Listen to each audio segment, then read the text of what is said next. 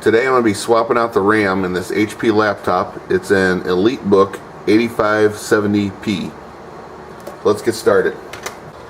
Now to remove the battery, slide this lever over here, slide straight out. And if you've ever worked on a laptop before, you're really going to appreciate this. Just slide this lever over here, the left-hand lever over to the left.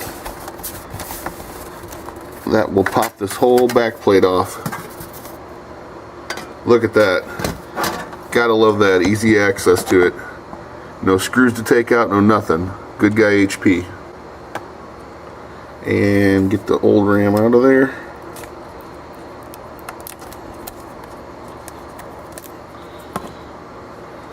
And new RAM in.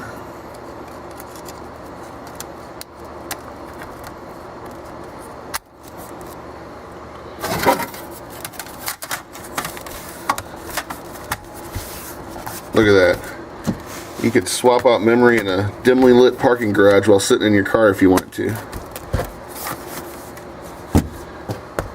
Quick and easy. Thanks for watching.